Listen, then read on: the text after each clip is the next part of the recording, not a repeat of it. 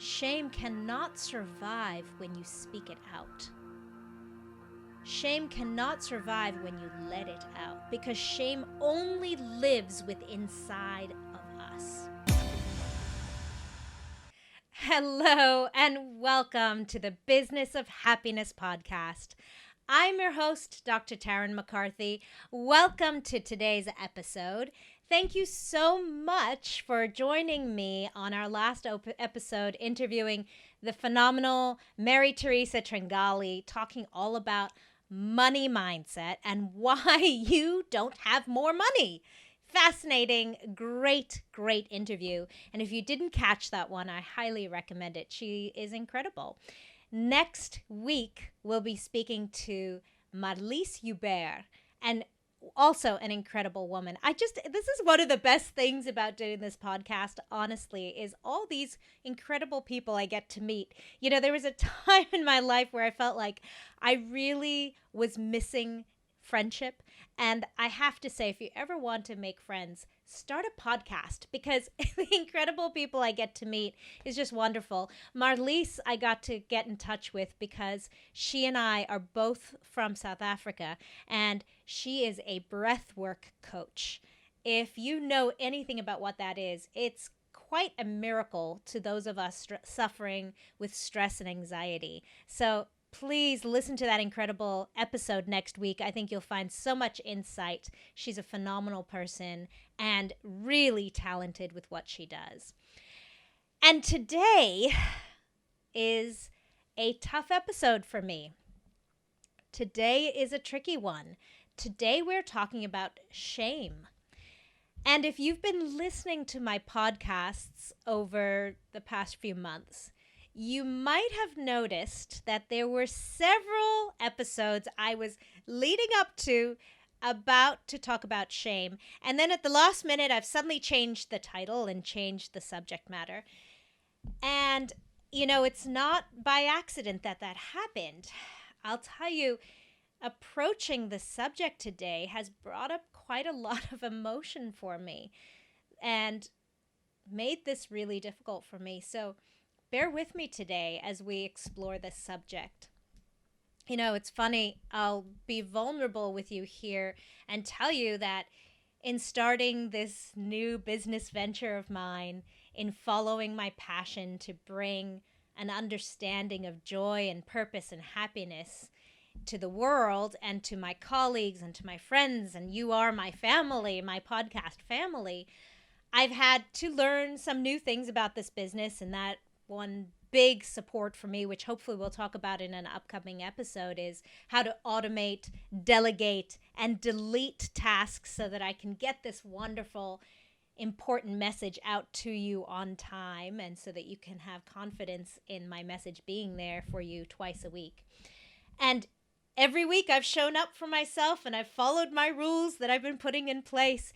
And this is the first week that I haven't done so. This is the first week my algorithm fell apart, and I know what stepped in with perfect timing, and that is shame. It's not beyond me to see the irony in this week, but I think it's very human. And I knew that I had to face this subject this week, but I'll tell you, it's been difficult. It's been very difficult for me. So let's dive in and talk about what shame is, and enjoy that we're all together in this, because I know that there's not one of us, man, woman, young, old, from Africa, from Australia, from America, it doesn't matter, accomplished, not accomplished, successful, not successful, whatever that means in your world, there's not one of us that has not been touched by shame. Shame is that painful feeling of humiliation that infects our consciousness and defines us, either for a short amount of time or some of us for a lifetime. It can mean different things to different people, but what I know about shame is the poison that shame is. I mean, to me, the biggest destruction that shame causes is the demolition of dreams, demolition of happiness. Shame is that one thing that leads to depression. I know from my own family experience that it's shame that leads to suicide. Shame leads to eating disorders. Shame leads to violence and aggression. Shame leads to destruction of whole communities. It's the master interrupter of love and communication. Shame leads to bullying in our schools and amongst our children and amongst our colleagues.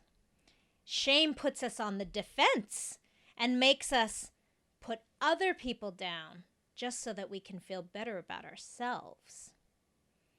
You know, many people think that shame and guilt are the same thing, and I would like to challenge that really they're two different things, because you can feel guilty for something, and I almost feel like sometimes guilt can be an acknowledgement or an accountability of a misstep.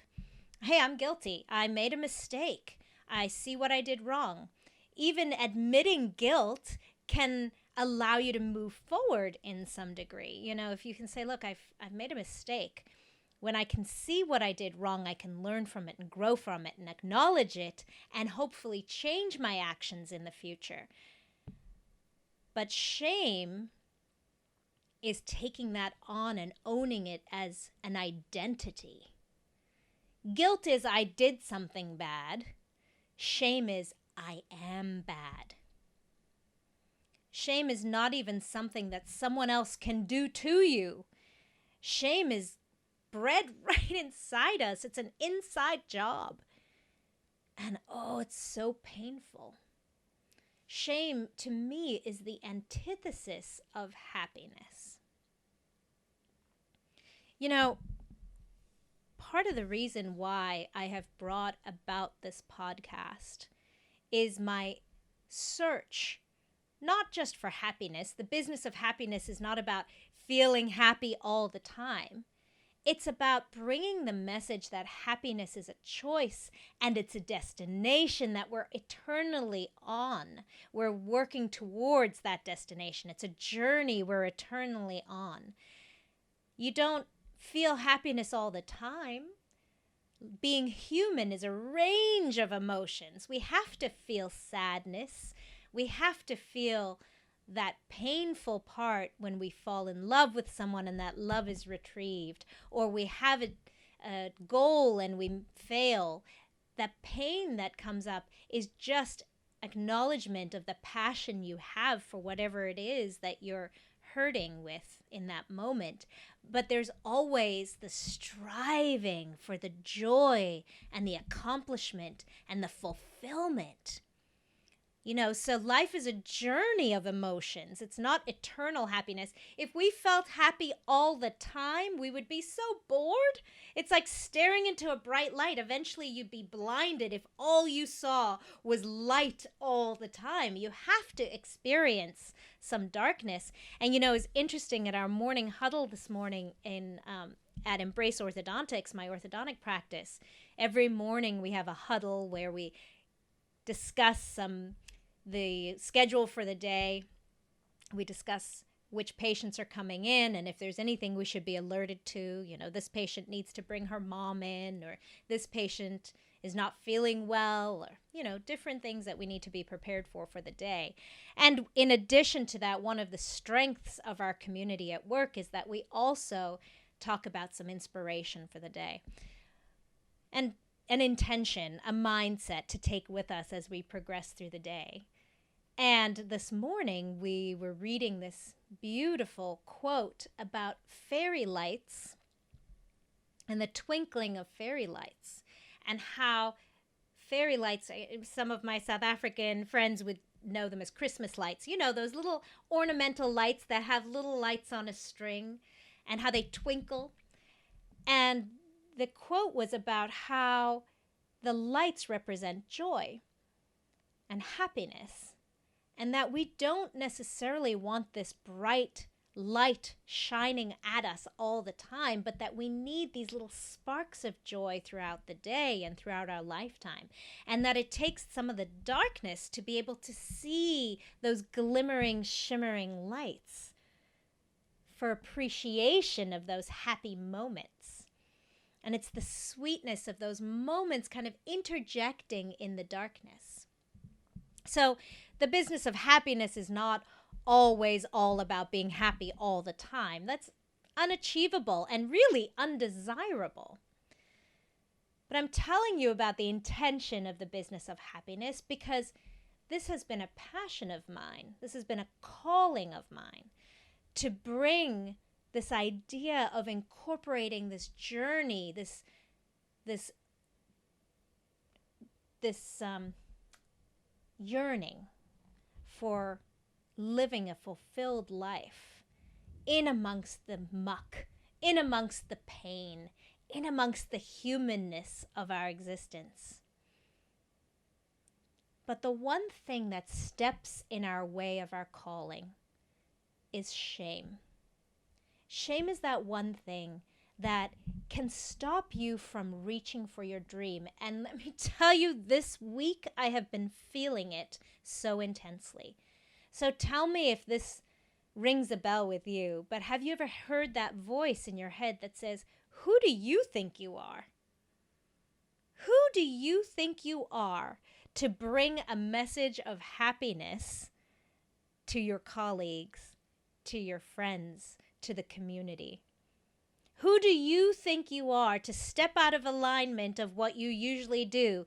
You're an orthodontist. This is your lane. You do it really well. You put beautiful smiles on people's faces. This is your expertise. Who do you think you are to step outside of that and lead people towards inner fulfillment? That is the shame cycle that's speaking up. And I share this with you because it's painful and because I know that you have felt this before in your own life. I know that if shame has not stopped you from reaching for your dreams, shame has stopped you from reaching for your love. Shame has stopped you from honesty with the people you love. Shame might have stopped you with expressing who you are, because that little voice inside your own head has said, who do you think you are? What do you think you're doing? Especially in this day and age with Instagram and Facebook likes, there's this constant tallying and evaluation of validity that we're shown on a daily basis. Man, it's disheartening. And it doesn't matter how many likes you have or how many followers you have, there can never be enough. It is such a great example of what shame does. Shame is only in existence because we set these enormous priorities on our validation from the outside world, and really the only validation that matters is from within. But shame is only living from within. And shame is the one thing that can put a squash on your own self-validation, on your own self-love. You know, we just, a couple of episodes ago, we're talking about self-love and how to work towards self-love. It's so interesting. I posted a couple of things online and then put out the podcast on self-love. And the feedback I got was, we're all striving for self-love, but nobody knows how to do it. Just tell me how to love myself. And that's shame speaking again. So how do we face shame? How can we be resilient in the face of shame? And I'll tell you one thing that shame cannot tolerate, and that is exposure. Shame cannot survive when you speak it out. Shame cannot survive when you let it out, because shame only lives within inside of us. And shame doesn't just get squashed by letting it out one time, but it makes you braver. It makes you stronger. If you can share your shame with another person, it takes that edge off. And shame gets exposed for what it is, which is a lie. So much of what we talk about in the Business of Happiness podcast is exposing that lie within ourselves that tells us we are not worthy, that tells us we are not good enough. And when I tell you I'm here to give you a podcast about happiness, you might think, yes, you're a great person to give this. You are an excellent person. You have all the qualifications to give a podcast about happiness. And yet there'll be a story inside my head that says, who are you? Who do you think you are? But it's that whisper that won't give up that I would love for everybody to pay attention to. It's that calling, that purposeful whisper that says you need to do this. It's that intuitive listening that we have to pay attention to, that tells us where our purpose is, that tells us what our dreams are. Because shame is the one thing that will stop you from achieving your dreams. When shame steps in and says, you are not worthy of your dreams. And please know, there is so much that you are worthy of. In fact, I'd venture to say you are all worthy. You are worthy of love. And of the most important love is of your own. I have some miraculous people in my life. I have some incredible cheerleaders. My mother is one of my most incredible cheerleaders. My husband is an incredible cheerleader as well. And I'll tell you, I rely on them and I go to them so often to say, validate me, support me, make me feel great about myself again. Because when shame peeks up and sneaks her little ugly head into the back of my head and says, you are not worthy of this. No one will respect you. Everyone will be thinking that you're a fool. I go to these people in my life to remind myself of my worthiness. And that helps. It helps when you can expose a little bit of your shame. And so I'm doing this very bluntly and openly here, and I appreciate you for hearing my vulnerability here today, because I want you to see what this looks like. I want you to know that you are not alone. That even when people look like they're successful, even when they're hosting a podcast called the Business of Happiness podcast, shame still steps in. Shame still reminds you that you need to face those vulnerable feelings and step forward. And so that's the second part of shame resiliency. Step one is speaking it, sharing it, so that you can deflate it a little bit. But the second part is that consistently showing up, striving not for perfection, but imperfectly putting your foot in front of the other every time you stumble. Because that is where we gain the courage again. Brené Brown speaks so beautifully about shame and vulnerability.